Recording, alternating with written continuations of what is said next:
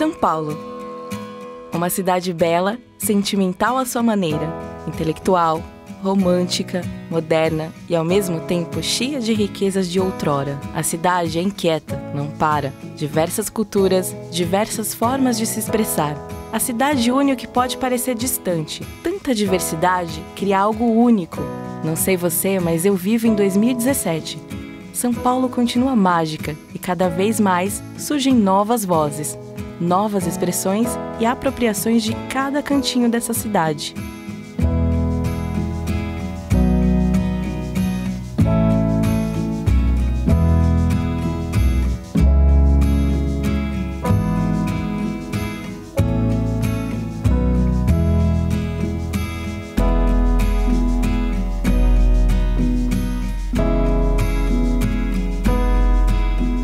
Era uma vez num apartamento no centro de São Paulo, especificamente em frente a uma engenharia bruta, cinza, equivocada, mais conhecida como Minhocão.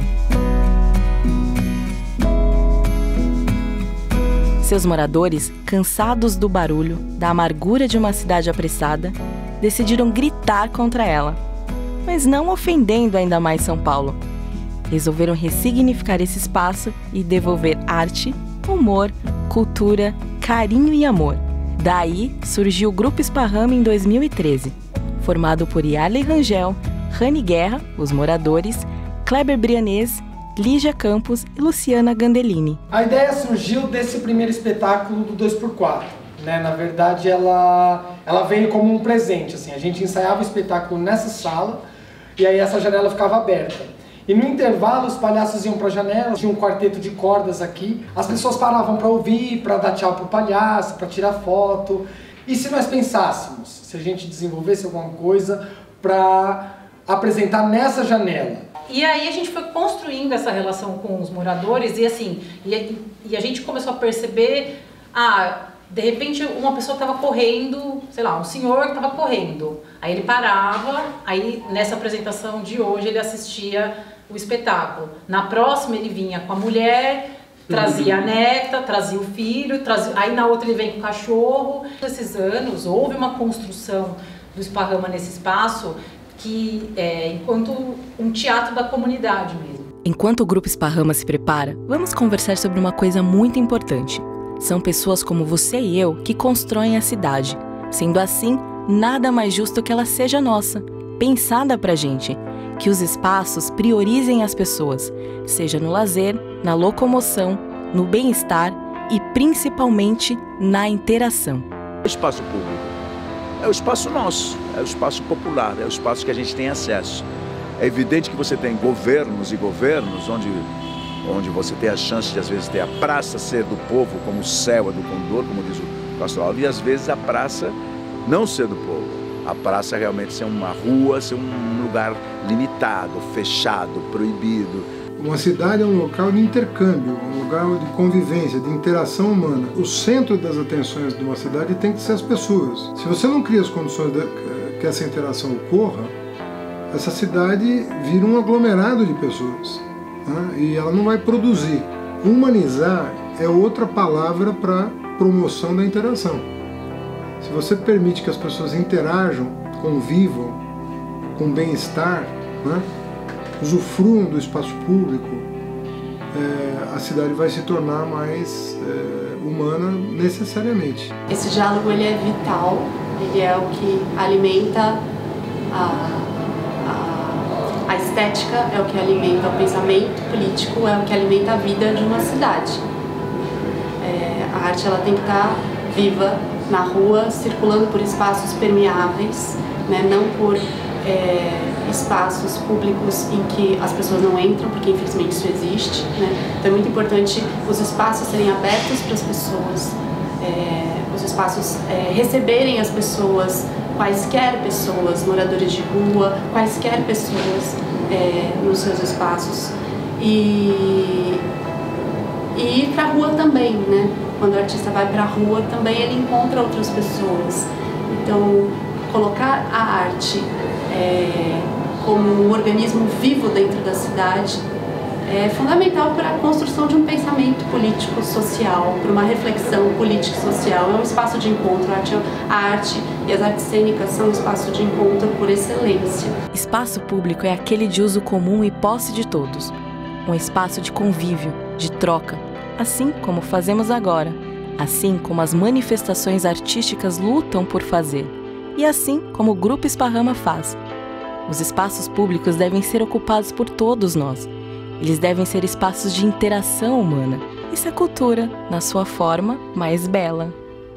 A cultura é uma coisa que faz uma diferença na vida da gente, emotiva, amorosa, intelectual, e que é difícil de explicar porque é uma espécie de um tesão, é uma coisa que cada um tem que sentir do seu jeito. E a cultura é uma apropriação da vida. Eu acho que precisa haver arte, teatro, dança, música, artes visuais em todos os espaços.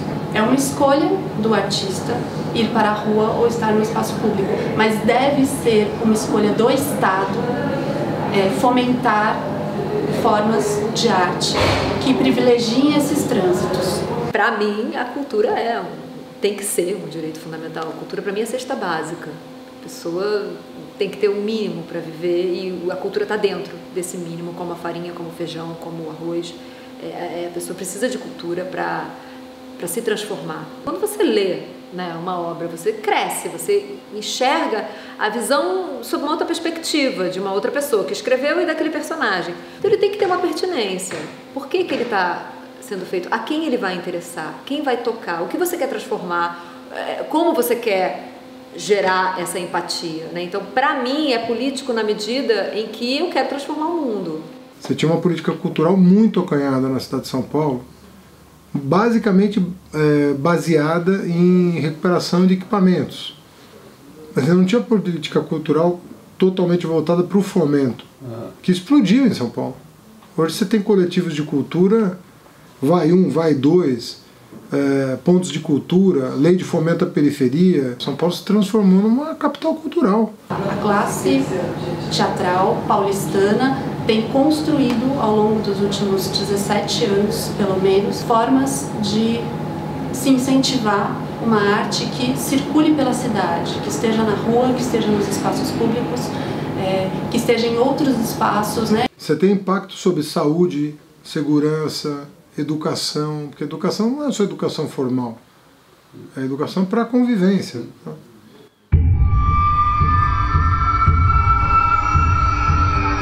Lembra que eu te disse que novas formas de expressões surgem na cidade? Pois é, vilões também aparecem nesse balaio. Ideias conservadoras e ultrapassadas tentam aparar vozes que gritam por uma cidade mais humana, conectada. O que aconteceu agora foi que, com uma justificativa jurídica, o secretário de Cultura, André Sturm, ele mandou todos os artistas embora. É um desmonte, assim, sabe? A gente tinha conquistado muitas coisas e, de repente, é muito triste que numa mudança de divisão política as perdas sejam tão galopantes como o que a gente está vivendo agora. O que aconteceu foi realmente uma forma de matar toda a história, toda a construção. Isso gera na gente, assim, uma tristeza, alguma apatia, um desconforto muito grande, um receio, né, do que vai ser. E quando você corta metade do orçamento, você está dizendo o quê? Olha, vou abolir essa política, vou voltar para trás. Porque nós quase dobramos o orçamento da cultura. Então equivale a dizer que a gente vai regredir 4, 5 anos. O Descongela é uma frente que luta contra o congelamento de 43,5% do orçamento da cultura do município de São Paulo nesse ano de 2017. Ou seja, um desmonte. Que morte horrível! Eles podem até achar que vivemos sem cultura, mas isso não existe. É impossível e muito cinza. Essa cidade é minha. Sim, minha. Sua. Nossa. E não deles. Você sabe muito bem de quem falamos. A força do Descongela é a força desses últimos 15 anos. E ele é importante porque, de fato, o que está se mostrando na política de São Paulo é o avesso de tudo isso que foi construído. A arte como um direito, sei se o senhor Dória e o senhor Sturge sabem com o que eles estão lidando. É uma força... Estaremos aí para fazer frente, como sempre estivemos. De repente, ideias assim absolutamente idiotas, fora de órbita, fora de propósito, homofóbicas, racistas, ideias que a humanidade culturalmente lutou para ultrapassar, elas acabam voltando. A gente identifica as amarras e quer sair delas, né?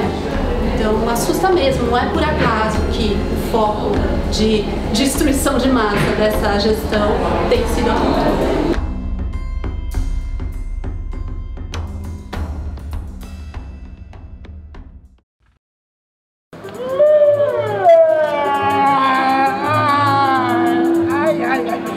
Jaime, é você que tá fazendo esse barulho, que é isso?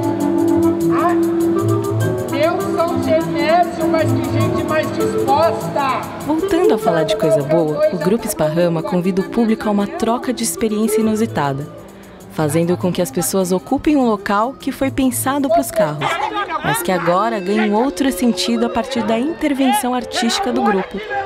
São formas de ocupar um espaço, uma intervenção que vai além dos limites físicos de sua janela. O espetáculo Minhoca na Cabeça conta a história de Menina, uma garotinha que chega do interior para morar na capital e acaba vivendo a contradição entre o medo e a vontade de sair para conhecer a rua.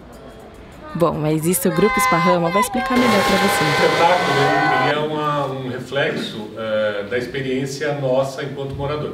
Então, nesse primeiro espetáculo, depois a gente faz todas essas experiências formais, né, cor, formato, voz, como é que isso se encaixa na janela, a gente ficou pensando qual seria a dramaturgia, do que a gente falaria nessa janela. E pra gente era muito premente falar sobre a nossa experiência enquanto moradores aqui do próprio Minhocão, que é uma janela que fica a 5 metros de um viaduto, que tem carro em cima e embaixo, uma via importantíssima de ligação da zona norte-oeste, ou seja, muito volume de trânsito, barulho nos horários de pico, muita poluição, ou seja, tudo que é de ruim entrando pela janela. Todos os tipos de poluição entrando pela janela. A imagem que a gente cria é de uma comunidade que está em torno do Minhocão muito nervosa, muito raivosa. E é uma imagem contrária à imagem que a gente vê das pessoas quando usam o Minhocão enquanto espaço de lazer. Que são pessoas livres utilizando o espaço público para prática de esporte, para convivência, para se encontrar, né? Então a gente queria falar um pouco desta contradição que o próprio Minhocão traz em si, que é despejar muita poluição de todos os tipos e ao mesmo tempo um lugar de encontro de poesia. O Esparrama pela Janela a gente fez sem verba nenhuma, contando com toda a ajuda de todo mundo, na cara de pau, pelo amor de Deus, me empresta um tecido, costura pra mim. E a gente ficava nessa, falava, gente, a gente precisa um dia retribuir essas pessoas que nos ajudaram. O Minhoca na Cabeça, ele passou no edital, no prêmio Itaú Cultural, e nos ajudou a realizar, junto com esse espetáculo, várias ações também para investigar e dar uma continuidade nessa pesquisa de teatro na janela. Vocês fazem teatro infantil? Vocês fazem teatro adulto? Sim, nós pesquisamos o universo infantil, mas nós fazemos teatro. A criança não vai ao teatro sozinha, né? Se eu faço uma coisa para agradar só a criança, isso não torna interessante para os pais dela, para despertar também, se caso ele não tenha, esse interesse de querer assistir outras coisas. Despertar esse interesse, eu acho que é função do artista. Eu sou palhaço, eu faço teatro, ponto.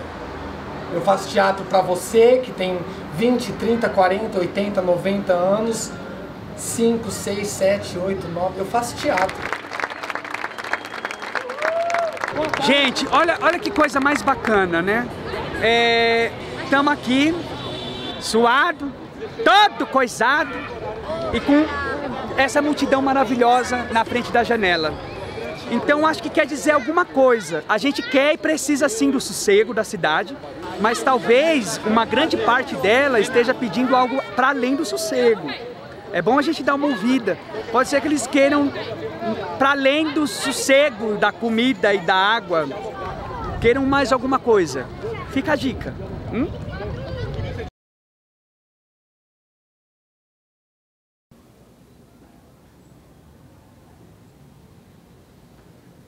O que é coragem? Se inquieta o menino. Coragem é criar e questionar perguntas. para as respostas do mundo? Ele pensou. E aí ele pensou mais um pouco e ser corajoso é enfrentar pela primeira vez coisas que nunca antes tínhamos enfrentado. Eu discordo do que me contradiz. Sentindo o que me faz sentir vivo, para me realizar, para me reconhecer, para ser. Mas eu sei que não somos sozinhos. Somos interação. Cada pessoa muda um pouquinho aqui dentro e é esse pouquinho que muda o mundo. Estar sorrindo e fazer sorrir é o que importa. O resto é consequência. Eu sou o reflexo do que fui, do que sou. Eu sei e vejo você aí. Você também me vê aqui. É isso que eu quero. Uma cidade humana, onde pessoas vejam pessoas. Não mais cifras, não mais ego, não mais um inimigo. Pessoas vendo pessoas. Eu e você somos iguais. Eu, você